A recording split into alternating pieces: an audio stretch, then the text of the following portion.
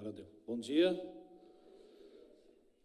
É um prazer estar com vocês. É importante a gente debater um pouquinho e trazer também a nossa experiência em relação a essa questão tributária, principalmente em questão à opção, ou pelo lucro real, ou pelo lucro presumido, ou pelo simples. E isso, para a gente, eu vejo assim como uma questão primordial, essa escolha. É uma opção por parte do empresário, e eu vou tentar mostrar um pouquinho, e pensando principalmente que o público que nós temos hoje aqui não são somente contadores. A gente poderia, de repente, fazer uma outra conversa, mas sabendo que temos corretores, empresários e um público bastante eclético, então nós vamos tentar fazer um primeiro momento, um pequeno nivelamento desse debate, e no segundo momento, abrir também algumas questões que eu vejo, além dos percentuais, principalmente incidentes sobre a receita bruta, eu vejo também que nós temos que considerar, na hora de escolhermos um regime tributário, escolhermos uma forma de tributação, eu vejo que há necessidade também nós analisarmos o trabalho que nós teremos dentro das empresas, com as obrigações acessórias, e o trabalho a mais que nós vamos ter quando nós escolhemos o lucro real e o lucro presumido. Porque todos nós sabemos que a opção pelo simples, ele também simplifica vários procedimentos internos nas empresas e também, principalmente na área de contabilidade, nos escritórios ou na própria contabilidade interna.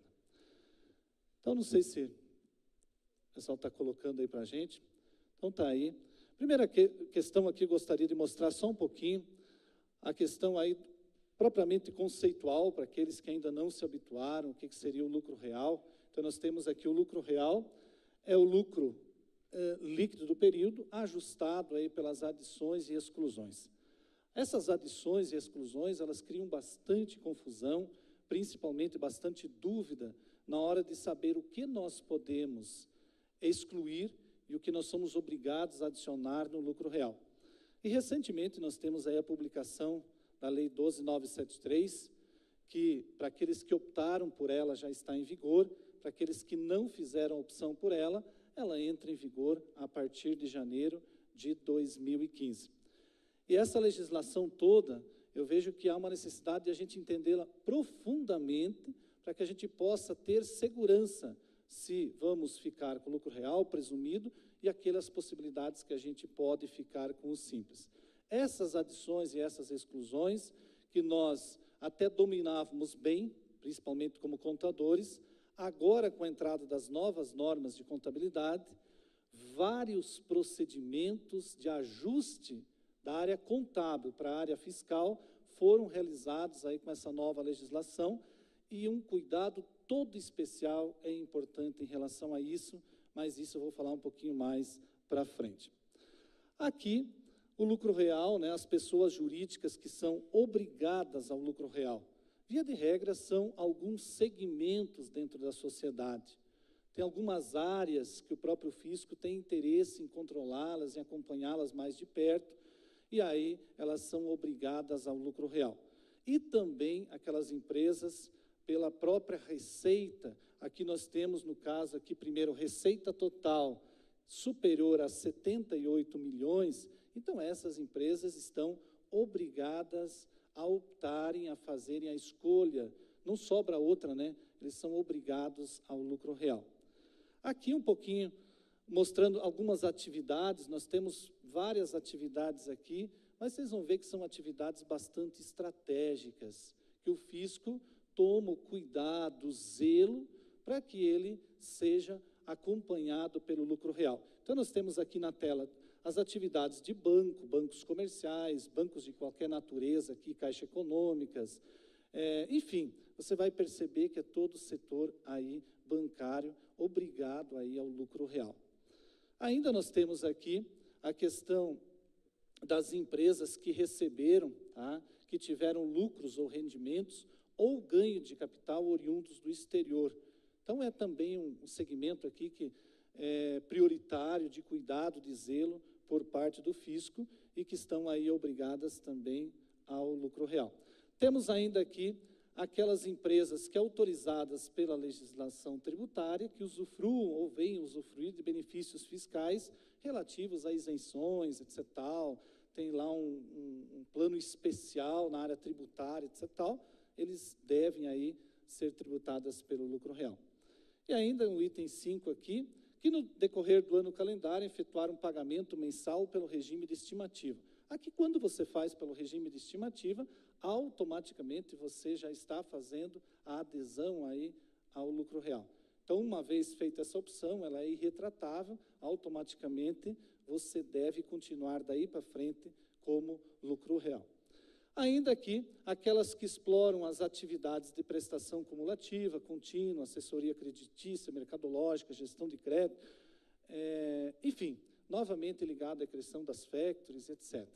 E por último, aqui eu coloquei para vocês aquelas que exploram atividades de securitização, de créditos imobiliários, financeiros, do agronegócio, e chamaria atenção, embora não esteja formalmente aqui no próprio regulamento do imposto de renda, para a questão do custo orçado.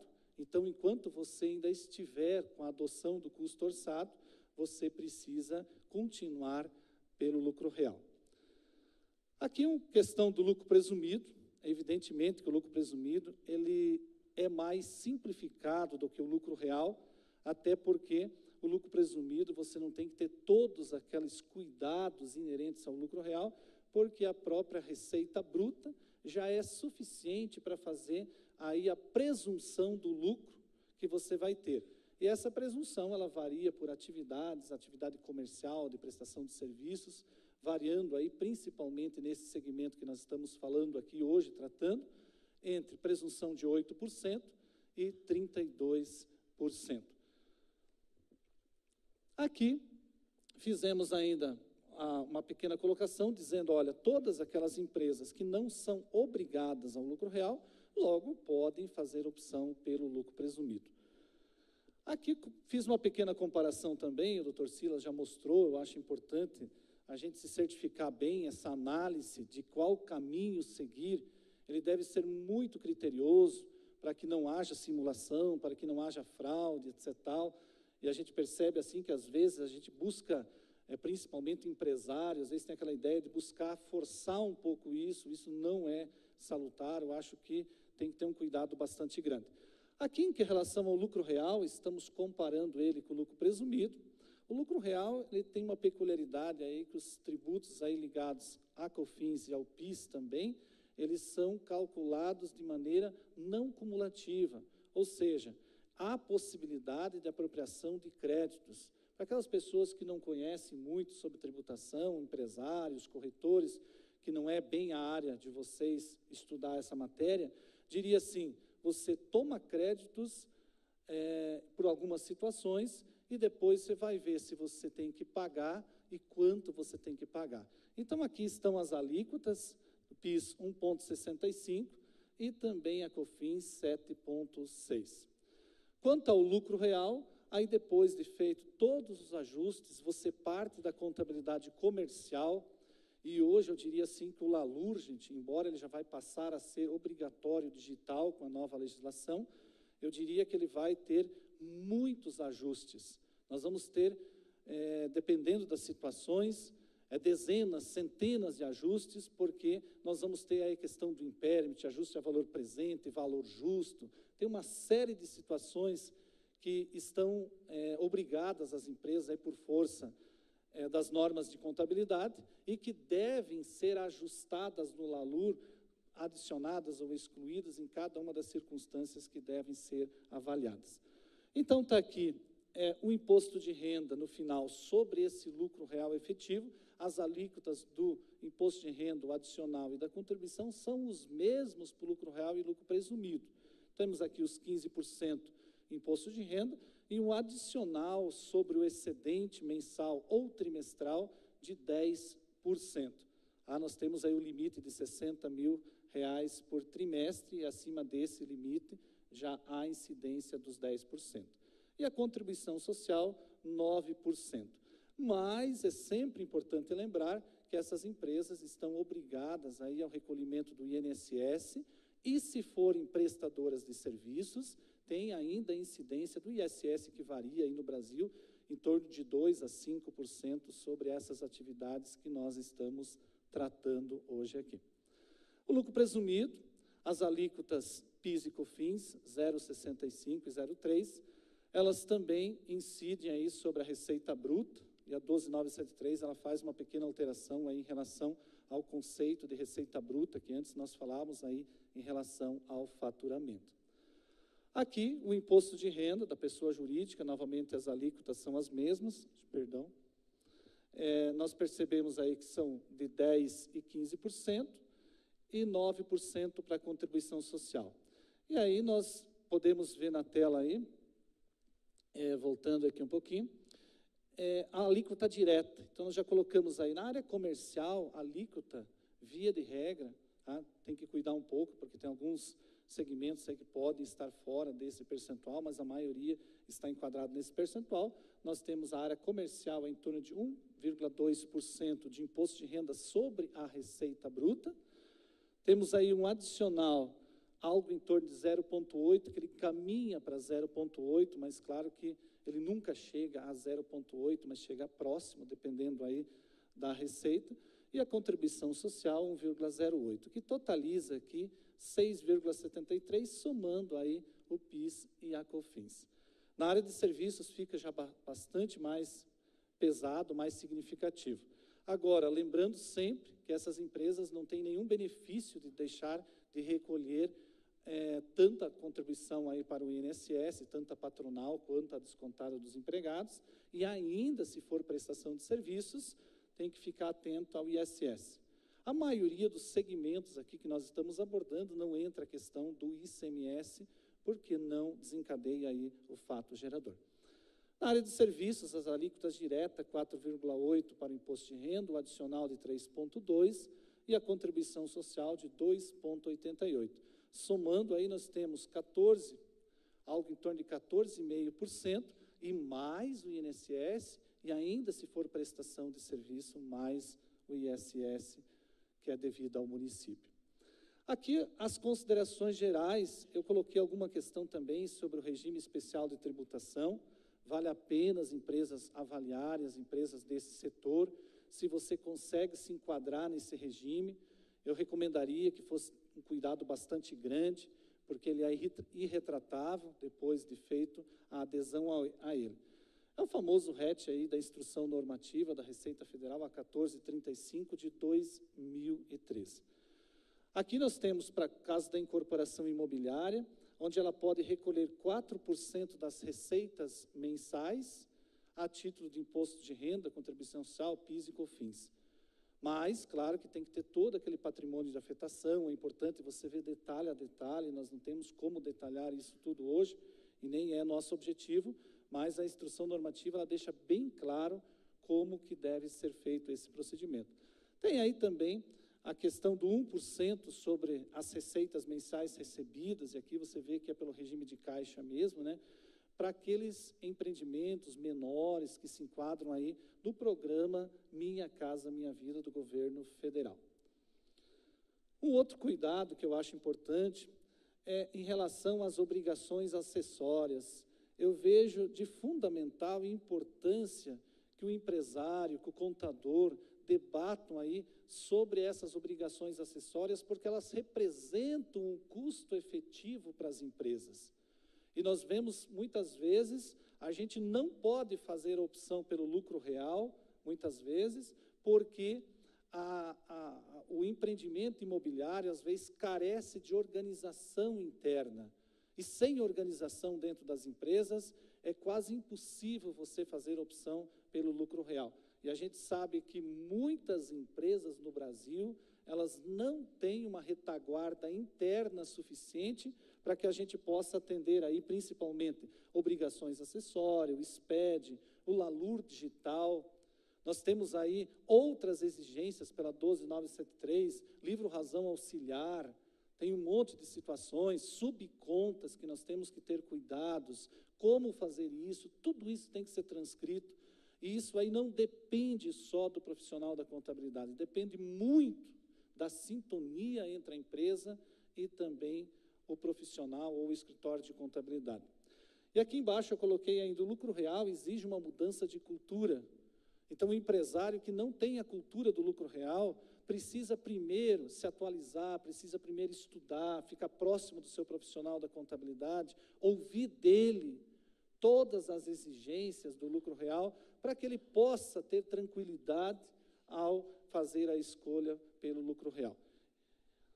E ainda, aqui controles rigorosos, a gente vê que há necessidade desses controles. Aqui uma outra questão, quanto à própria questão da Lei 12.973, ela tem aí alguns objetivos, e entre eles, os que eu vou mostrar para vocês aqui, ela busca alinhar a questão do IFRS, que são as normas de contabilidade, para aqueles que não são da área de contabilidade. O Brasil, a partir de 2008, tomou a decisão de fazer a opção por uma contabilidade internacional. Nós tínhamos condições de escolher vários modelos, mas o Brasil escolheu o modelo europeu, denominado de IFRS popularmente. Então, esta escolha faz muitas mudanças dentro da contabilidade.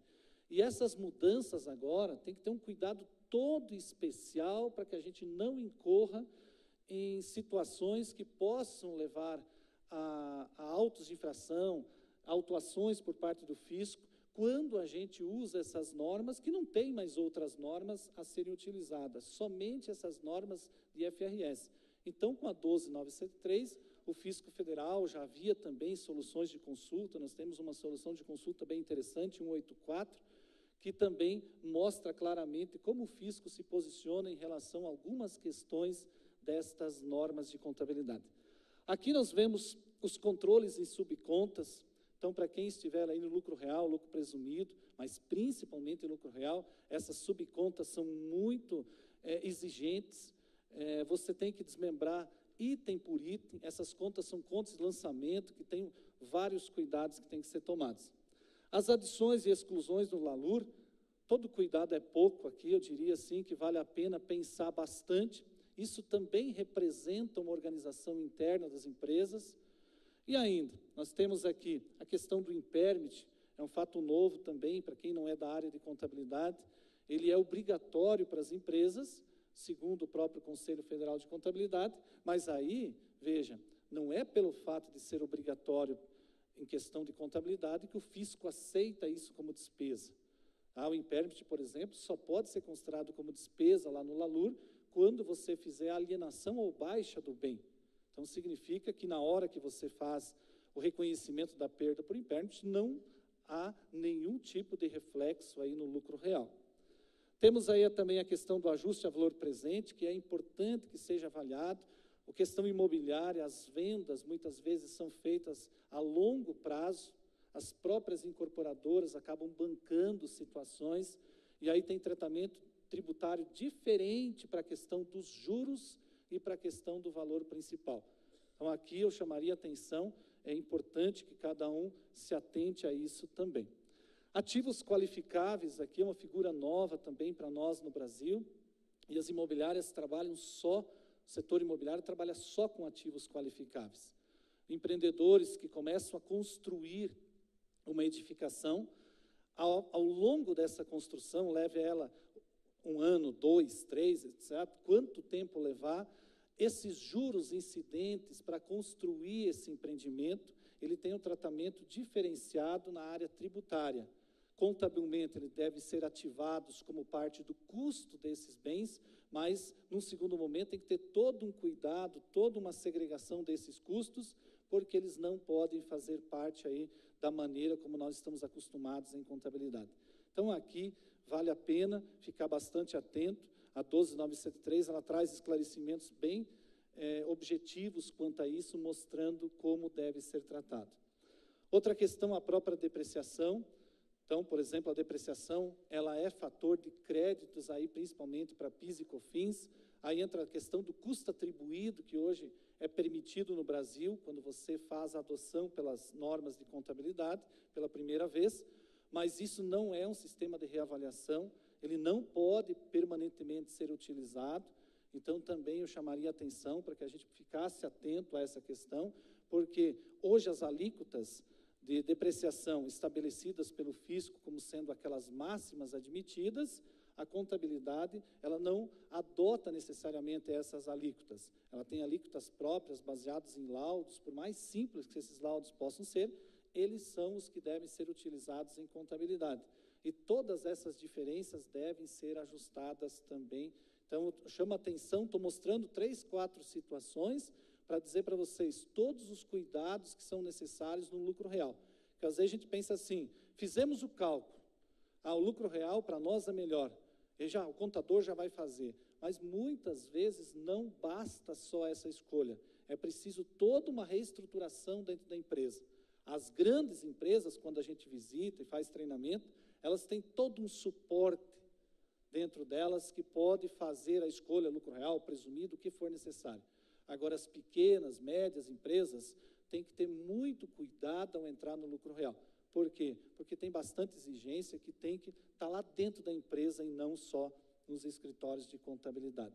Aqui, só falando um pouquinho sobre a depreciação, aqui nós temos que ter bastante cuidado, porque isso aqui pode gerar créditos tributários indevidos em função da nova modalidade de contabilidade que nós temos. Ganho de capital também tem que cuidar na hora de apurar, porque essas normas aí não têm efeitos tributários quando no dia a dia fazemos a aplicação. Aqui eu chamaria a atenção, eu acho que é um fator também que é importante que seja avaliado. As empresas, muitas vezes, no transcorrer dos anos, ela tem venda de ativos imobilizados, ativos intangíveis ou outros, e esses ativos, no lucro real e lucro presumido, a incidência tributária é bastante pesada. Sobre o ganho, você tem uma incidência aí próxima de 34%. Então, veja, o simples é diferenciado em relação a isso, a alíquota é bem menor. Agora, no lucro real e lucro presumido, as alíquotas são bastante pesadas. E, de repente, isso faz a diferença ao longo de determinados períodos. Nós estamos fazendo a análise de um planejamento tributário, a questão de alguns dias, e aí a decisão já era lucro real.